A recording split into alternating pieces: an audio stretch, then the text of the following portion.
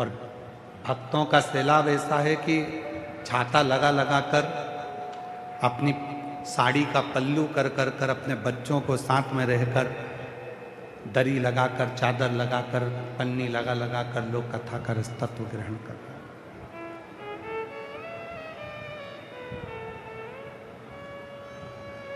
किसी को कहा जाए इतनी गर्मी में कि आप अपने घर से बाहर निकल जाओ तो कोई नहीं निकलेगा। केवल एक शिव के लिए, शंकर भगवान की परम कथा के लिए लोग अपना एसी का रूम और डनलप का गद्दा, कूलर, पंखा छोड़कर पसीने में नहा रहे हैं, धूप में बैठकर छाता लगाकर कथा का रसतत्व ग्रहण कर रहे हैं। तुमको क्या लगता है कि तुम कथा सुनने के लिए आए हो? तुमको लगता है कि छाता लगाकर तुम कथा सुन रहे हो? तुमको लगता है कि कपड़ा सिर पे डालकर तुम कथा सुन रहे हो? नहीं नहीं नहीं। मोहल्ले में शादी होती है, कई बार पत्रिका सगे भाई को नहीं दी जाती है और पूरे मोहल्ले में जिससे अच्छी पहचान होती है शादी की पत्रिका उसी को दी जाती है। कई लोग ऐसे हैं जो अपने भाई के घर की शादी में नहीं जाते और मोहल्ले में किसी से इतना प्रेम हो जाता है, रिश्ता हो जाता है कि उसकी शादी में जाना जरूर पड़ता है। उसी तरह यदि आप सिर पर कपड़ा डालकर, छाता लगाकर, धूप में बैठकर, गर्मी में भी शिव पुराण की कथा सुन रहे हो तो समझ लेना कि आपका शंकर जी का कोई पुराना रिश्ता बड़ा प्रबल रहा होगा जो आप यहाँ पहुँचे। और वो रिश्ता साधारण नहीं है। क्या देकर भेजेगा मेरा बाबा? आज कथा का छठा दिवस है, 2 बजे से 5 बजे तक कथा हो जाएगी। कल कथा का 7वां दिवस हो जाएगा, सुबह 8 बजे से 11 बजे तक कथा हो जाएगी। टीवी पर वही 2 बजे से 5 बजे तक आ जाएगी। पंडाल में आज शिवरात्रि है कथा की, रात भर शिव भक्त खूब भजन करते हैं, नाचते हैं, गाते हैं, स्मरण करते हैं। सुबह 8 बजे कथा सुनते हैं, 11 बजे रज को नमन कर कर, प्रणाम कर कर अपने अपने गंतव्य की ओर चले जाते हैं। क्या देगा वो, कैसे देगा वो, कब देगा वो उसके ऊपर निर्भर करता है। वो उसके ऊपर निर्भर करता है, किसी दूसरे की सामर्थ्यता नहीं है। एक लड़का बैठा है जिसकी नेत्र की ज्योति नहीं। महाराज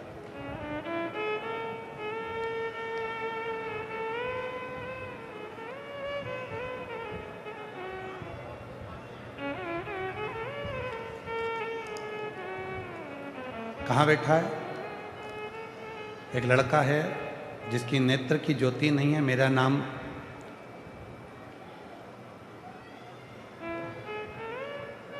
शिवजी शर्मा जी पृथ्वी पर ऐसे ही नहीं आई हैं। उनको लेकर कौन आया? भागीरथ जी। गंगा को लाने के लिए भागीरथ की जरूरत पड़ती है और शिव महापुराण को लाने के लिए शंकर के किसी भक्त की जरूरत पड़ती है, तब जाकर ये शिव पुराण। थोड़ी बड़ा आवाज। एक विश्वास किसको कहते हैं? आप किस पर भरोसा कर रहे हो? आप किस पर विश्वास कर रहे हो?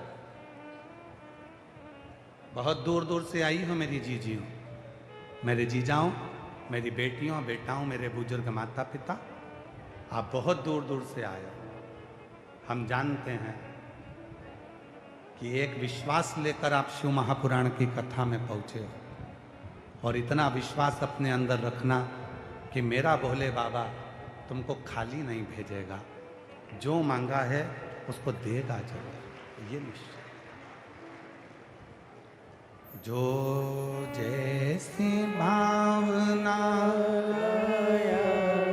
वो वैसा ही फल पाया, नहीं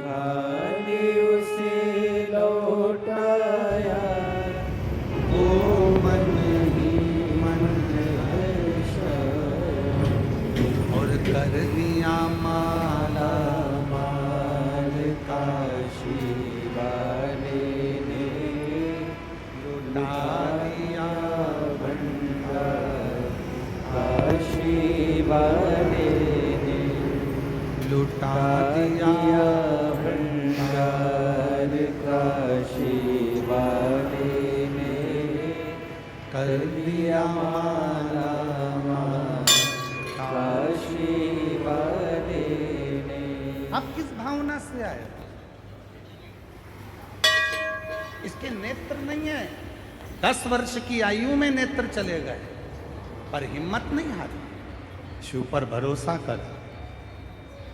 चल, मैं तुझको लेकर चलती हूँ। भाभी बोली कि मैं तुझे कथा के पंडाल में बिठाकर कथा सुना।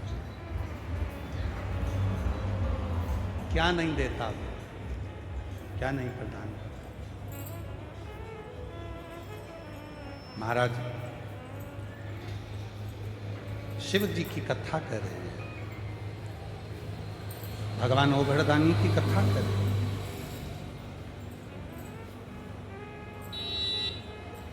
तुमरुका जी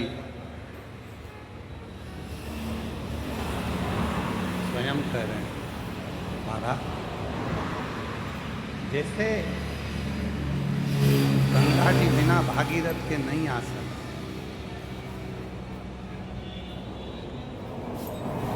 जैसे गंगा जी बिना भागीरथ के नहीं आ सकती,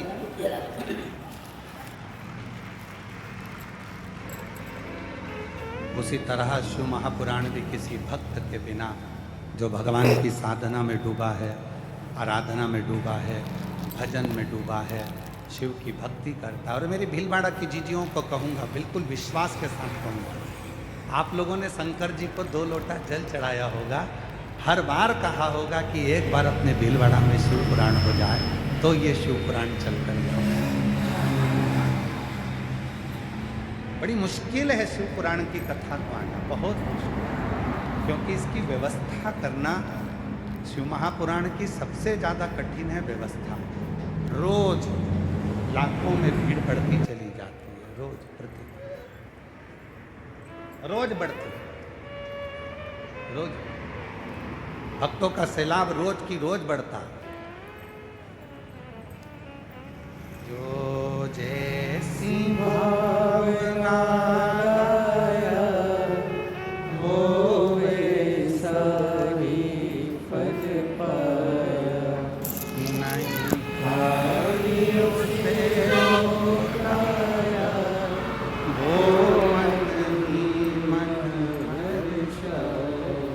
और कर दिया मारा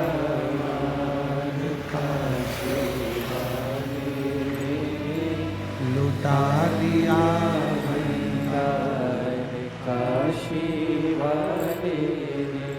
बेटे के लिए एक बार जोरदार ताली बजाओ और उसकी भाभी माँ के लिए भी ताली बजाओ, जिसने कथा के पंडाल में ले जाकर कथा श्रवण करवाई। 3 बार कुबरेश्वर धाम सीहोर ले गई, कंकर शंकर की पूजन करा दी, रुद्राक्ष लिया, बाबा से प्रार्थना करी। और आज उस बच्चे के नेत्र ना होने के बाद भी रेलवे में नौकरी लगी। एक बार जोरदार ताली बजाकर साथ लिखा।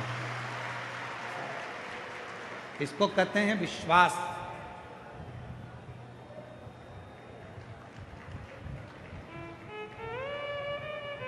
इसको कहते हैं भरोसा,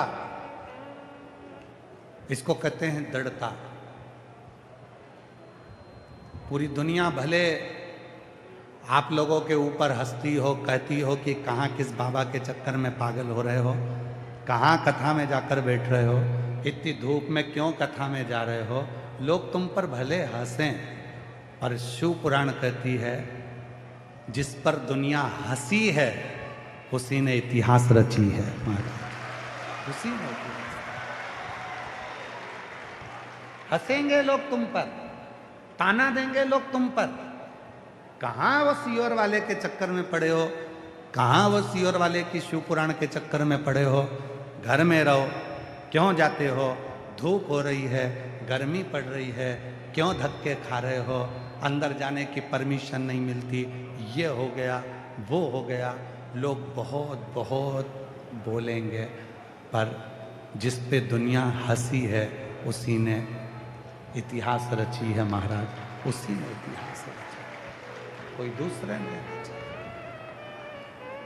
शिव कथा करें, भगवान शंकर का चरित्र कर रहा है, शिव महापुराण की कथा कर रही है। भगवान शंकर का चरित्र कहता है, तुमरुका जी ने चंचुला देवी को देखा, बिंदुक को देखा, जो बिंदुक प्रेत योनि में है। और तुमरुका जी भगवान देव अधिदेव महादेव से कहते हैं, बाबा मैंने सुना है गंगा जी को भागीरथ लेकर आए थे।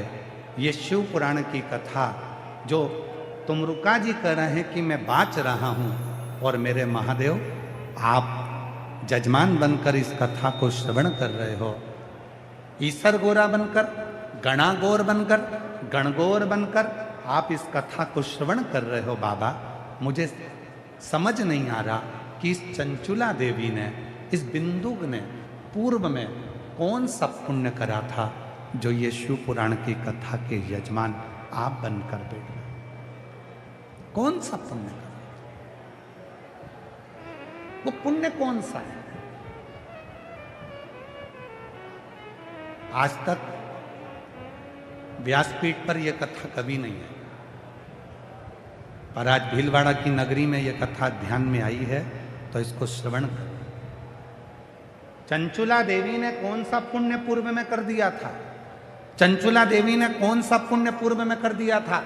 चंचुला देवी ने कौन से पिछले जन्म का कोई पुण्य कर दिया था जिसके कारण बस चंचुला देवी शिव महापुराण की कथा करवाती है और भगवान शंकर और पार्वती उसके यजमान बनकर बैठते हैं? कौन सा?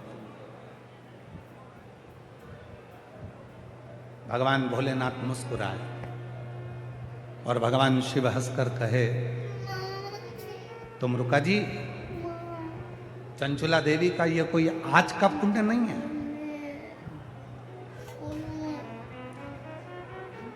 तुमरुका तुरंत बोले, बाबा दो संशय हैं मेरी जिंदगी में। मैंने शिव महापुराण की कथा बाची, चंचुला देवी ने श्रवण करी, बिंदु प्रेत योनि से मुक्त हुआ, आप जजमान बनकर बैठे। मेरे दो संशय। एक संशय तो यह है कि चंचुला देवी के इससे कौन सा पुण्य था जो चंचुला देवी ने शिव महापुराण की कथा करवाई और अपने पति को प्रेत योनि से मुक्त करा। और दूसरा प्रश्न ये है कि बिंदुक ने ऐसा कौन सा पाप कर दिया था जो बिंदुक मरने के बाद प्रेत योनि में पड़ गया।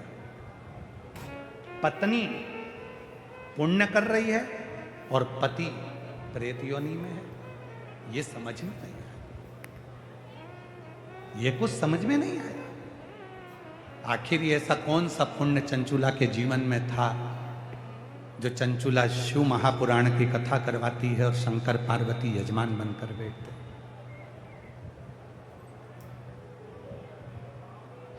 जब शिव महापुराण का कोई यजमान बनता है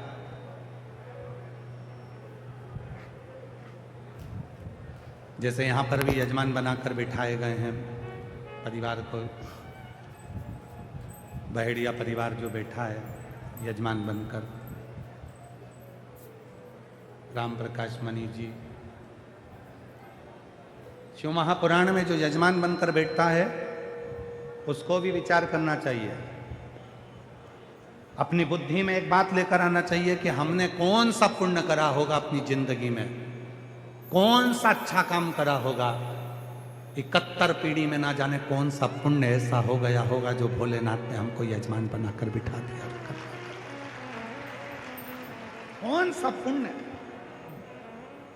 जब सीहोर कुबरेश्वर धाम पर गुरु पूर्णिमा की कथा होती है, दो कथा होती है सीहोर कुबरेश्वर धाम पर।